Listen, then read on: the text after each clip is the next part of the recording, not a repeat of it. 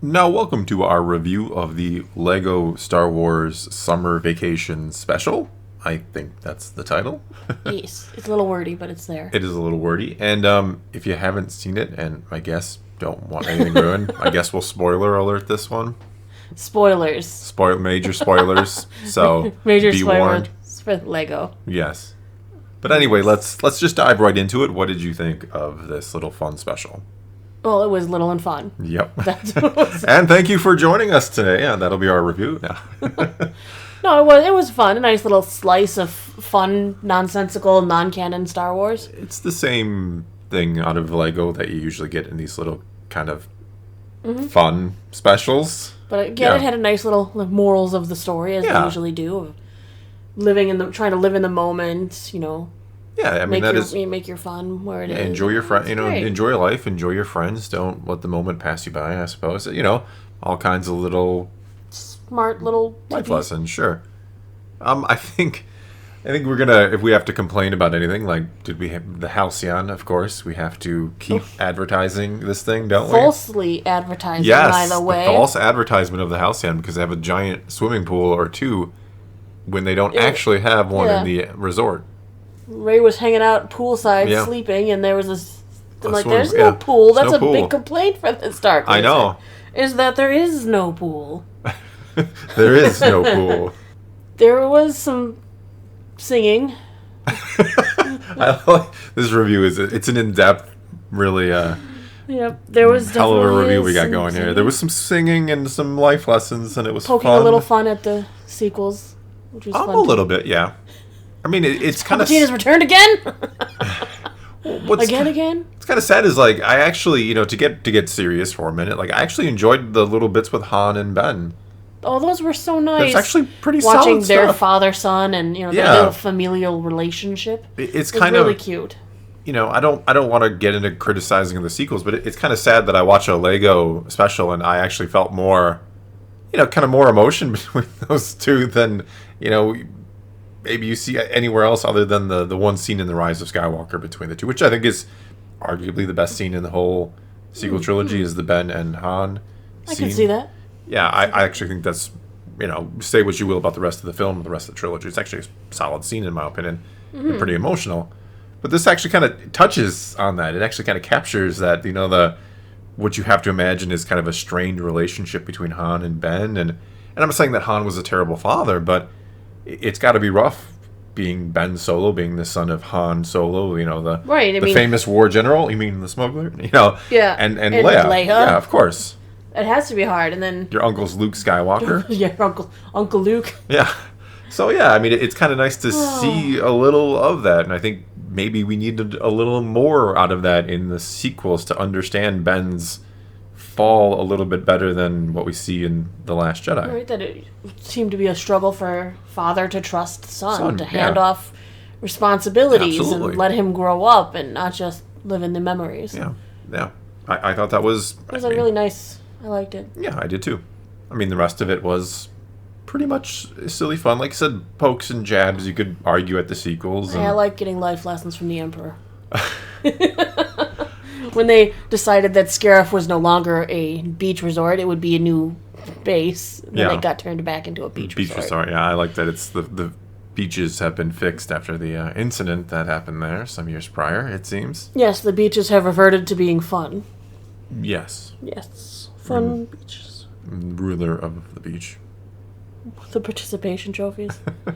I like that they always go back to Palpatine was never nice to Vader. That's like the running theme in the Lego jokes. Palpatine is just, he's not nice to Vader. Not only that, but I mean, to go into something, I don't necessarily want to say similar because it's kind of the opposite, but like something like Robot Chicken, you see the very similar Palpatine, almost an abusive relationship towards Vader. So it's kind of funny that that's always the running theme in these kind of parodies, I guess you want to call them. But Vader's trying his best to be good. Yeah, Vader's Vader's like the mistreated child of the mean emperor. So it kind of carries through. I always think Robot Chicken when I see those two in the Lego shows because it's the same relationship. Yeah, it's the same relationship, the same general theme of Palpatine, just an abusive, mean kind of father to his son kind of thing. I liked that Force Ghost Anakin was using scuba gear Yes. when he doesn't need to breathe. They even made sure. Yeah, I didn't even think of that. He's a Force Ghost. He didn't even splash when he dove into the water. I did. I was just thinking, oh, they're trying to make a Vader. I knew as soon as I heard the breathing, like, oh, it's just going to be Anakin in a scuba mask. I didn't even think of the fact that, yeah, he doesn't need to breathe, does he? No, he's kind of given that up, I believe. Well, I don't know about willingly. He's always had a little trouble breathing, or in his later years in life, a little trouble. No, the show was super fun though. I don't feel like I lost my time by watching it or anything so high and mighty as that. No, it is just supposed to be fun, and like I said, it does have a couple moments, and they're like, well, that's actually that's solid stuff. All right, well done.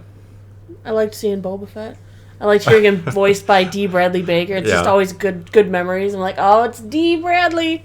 There he is. Doing his thing. Doing his thing. Only for Jabba. voicing one character is weird. I know he must have been like, oh, how many characters? Just the one? one. Just the Are one? You sure? You sure I don't have to voice the entire cast? This isn't Bad Batch or anything. It must be so weird. Not to get on a tangent. It must be so weird to be in the studio, where you're kind of talking to yourself the whole time for an entire series like that. Well, at least those ones he kind of does little different voices. It had to be harder in the Clone Wars when it was a Clones Only episode. Do you think it's hard for him to remember the voices? Do you think he has to say, oh, which one? Can you play that again so I can kind of... Or does he just I think he records all at once. Well, sure, but... No, I'm saying like he just all of the one character's voice at a time. But even records still, that way, so he's like stays in the moment. Well, sure, but I'm saying like week to week because he's obviously doesn't record every single line for Maybe every he episode does. for each game. Well, maybe he does. He's a like, beast, okay, but... I'm Wrecker until the end. Okay, I need every Wrecker line for the season now. Go. But no, do you think he ever has to go back? I'm assuming he does. Maybe he's got like on his phone little voice samples of each character. So he's like, okay, yeah, here we go, we're good. But That's what I would do. It is impressive that you feel like you could just hear one of the clones and have a pretty good idea which clone he's being in that moment without seeing them. Like Rex and Cody, all the clones have very talented. Subtle differences. It's pretty amazing, and I know we've gone off topic, but there's really not much to say about the Lego It wouldn't special. be a Thor video if you didn't go off topic. It's not a Thor video till I ramble for a couple minutes. But, no, if you're curious about checking it out, if you're watching this to know whether or not it's worth your time, if you enjoy this sort of thing, yes. If you don't, then it's not anything like... You're not missing anything, but you're also not going to waste your time. You're the hardcore Canon fan and you don't it's really not pay Canon, attention to the Lego things, then you don't have to worry about this. But I'm saying hardcore Canon fans do not have to worry about, I'm missing something if I don't watch this. It is interesting. Again, let's not get into the sequel debate, but it is interesting that this is like the Legos are the only stories that like take place after the sequels. And it's curious to see what Lego implies will happen or what these characters will do. And they very well could happen. Well, yeah, that's what I was going to say. Implying that Rey is going to the unknown regions to search for more Jedi temples and texts and all that. And Finn is going to search for other Force sensitives. Those things make sense. He's going to training new people. Did they say like special ops or something? What was Rose doing? No, she was doing relief missions. Oh, I thought you said special relief missions. Oh, okay, relief missions. I thought she said something like special. Like, when did Rose become like the badass? I'm gonna go out there. I got to find the rest she's doing relief missions. Okay, that's what they said.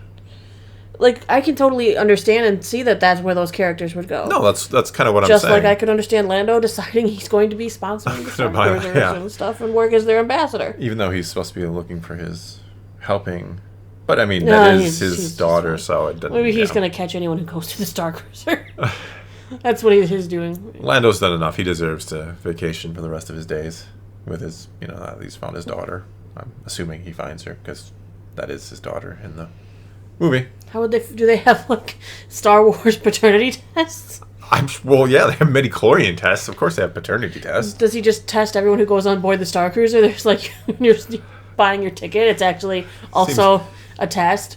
We could have a midi-chlorian test, too, at the same time. Get them both done. The Emperor should have thought of that. He really should have. Maybe he did. I don't know.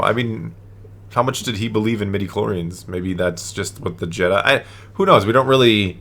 In canon, the Plagueis novel goes into midi-chlorians quite a bit, which it works in that book, but the canon itself, and Lucas canon, doesn't really go into midi-chlorians that much, what exactly they are. They're kind of like mitochondria and... Don't worry, don't think about it. Yeah, I'm going way off settle topic. Yourself, man. Yeah. Bring yourself back to the Lego. Yeah, bring myself back to the fun. And speaking of that, that's my score. It's just fun. Like I said, yeah, it if you doesn't wanna need to have a watch it, serious score. It's a fun Yeah. watch. If you love building Lego sets and all that, and you play the Lego video games, and maybe kids, it's a nice gateway to bring Sure. kids into the franchise as well. It's fun Lego stuff. Definitely check it out then. But Yeah, otherwise, if you've got a free 40-ish minutes, Yeah, if you're Why somehow not? worried that this is relevant and important, well, you should know by now. None of it is when it comes to Disney canon, but it could be. but no, it's fun. Watch it if you want. Don't watch it if you don't. That's simple. Yep. And, well, that's all we got for you this time. So take to the comments below. Tell us if you watched the Lego Star Wars Vacation. Summer Vacation. Yep, that's what it was. You just can't remember that I title. can't remember the title for some reason. But anyway, tell us if you watched it. Tell us if you're going to watch it. Tell us what you think. You know what to do. Leave those comments below. Let's talk some Star Wars. And until next time, thanks for watching.